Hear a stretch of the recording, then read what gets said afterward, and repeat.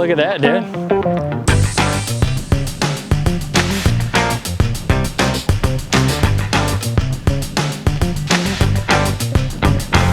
What's up, guys? So today we're out in Royal Oak, Michigan, and we got a little Mini Cooper that's been sitting in this garage for several years. We're gonna haul it all the way back up to Traverse City, get this thing all cleaned up.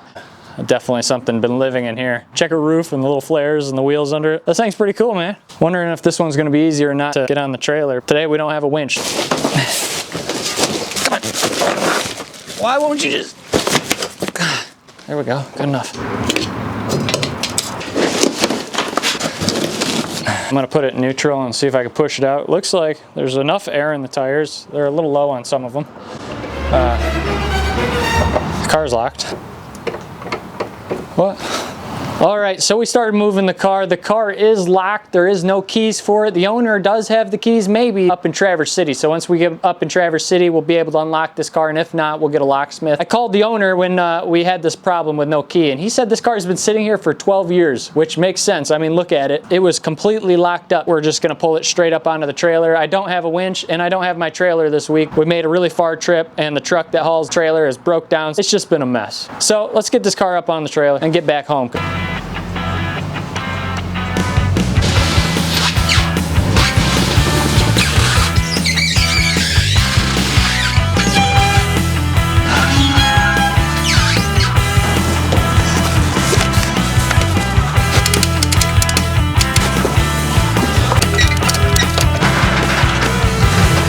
All right, so we're back to the shop with the Mini, and we got Bill here, the owner of the Mini. If you remember him, he was the NSX owner and the R8 and also the GTR owner. As you know, the doors were all locked and we had to drag it onto the trailer. We jimmied the stick into the window. Thankfully, we got it open, so now I could get inside, take the seats out, and detail it. I got a few questions for you, Bill. How did you acquire this car, and why was it sitting for 12 years? Like we've said in the previous videos, I used to live in about 4 hours away and grew up racing Hondas. It's got a Honda GSR motor in it. It is quite quick, and we bought it to autocross. Only drove it a couple of times. One of the brakes locked up on it. It ended up getting put into a garage that you rescued it from, and this one just completely got forgotten about. What year, make, model, what is this? I don't know anything about Minis. When I looked it up, there was a list of like 35 different models. Mini Cooper has been sold 50 times in its history. One time it was part of the Leland Motor Company in Britain. For a very short period of time it was owned by Land Rover. Wow. So this one's a 76 Mini Cooper, and they actually still make this very chassis and car, I think in like Venezuela and somewhere else like that. They were just built to be cheap. Basically, they were the British version of a VW Bug. Right. They made a million of them. Parts are shockingly easy to come by. My wife has a 71, a Land Rover edition Mini Cooper. The other reason I got this is I thought it'd be funny to have his and hers. Right, yeah. Yeah, it'd be great to get this one running. This is fun to drive. All right, so now that Bill's out of here, we're gonna start on the detail. I'm gonna get this thing all washed up, and then we're gonna get onto the interior. I found a little surprise on the inside, so stick around to see that. And if you know anything about these Minis, leave it in the comment. I don't know anything about these. So enough said, let's get into the detail.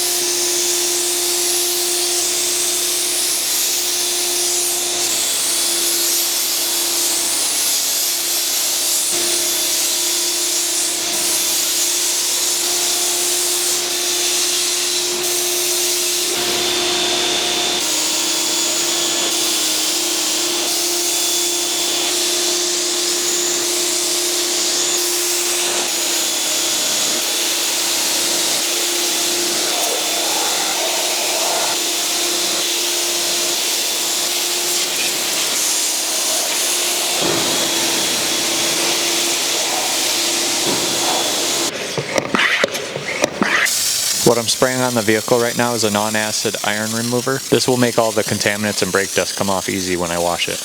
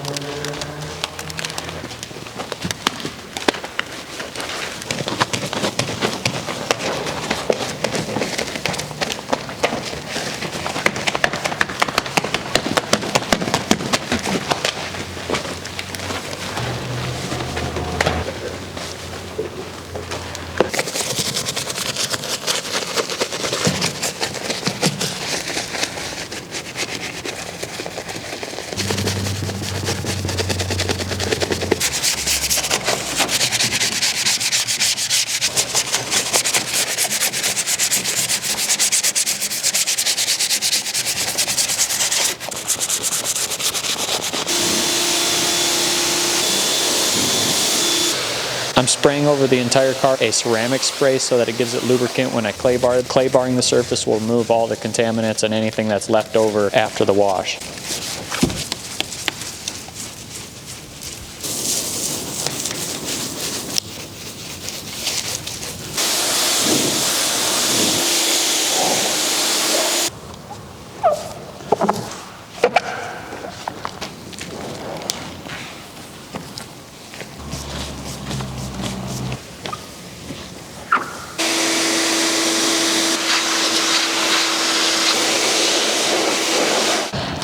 Don't you just love it when you wash a car and you forgot to do the engine bay and you already got it all dry? So now we gotta open it up and do it.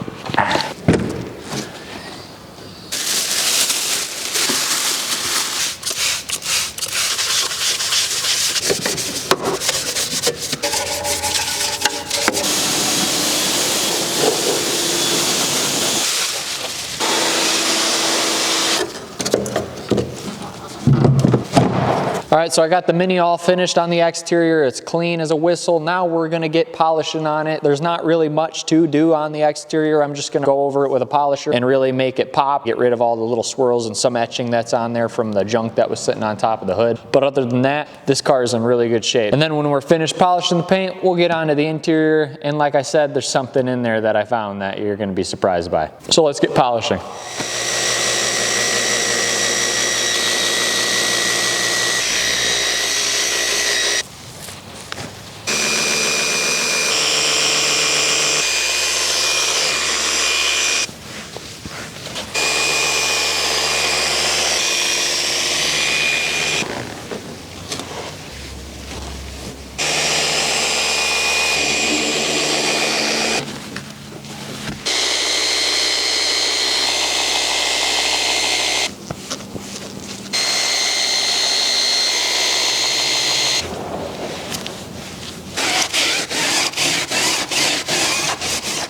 Now that I finished up the exterior of the Mini, let's check out the inside.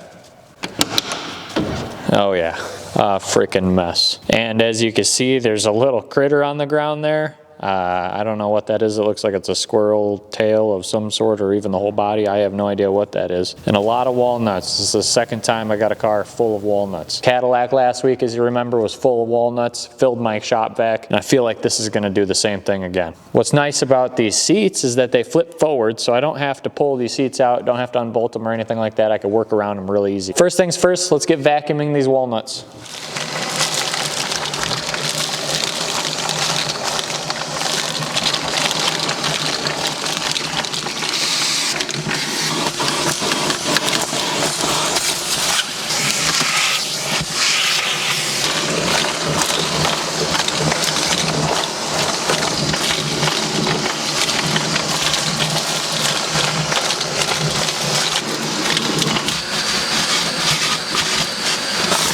Looks like I could just get this carpet right out of here if I take these seat belts out of here. So if I take these two bolts out, I'm gonna just pull this carpet right out.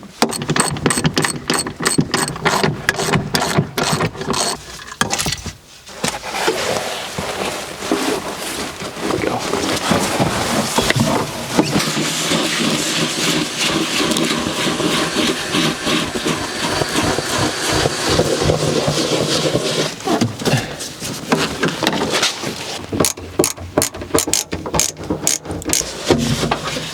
Okay.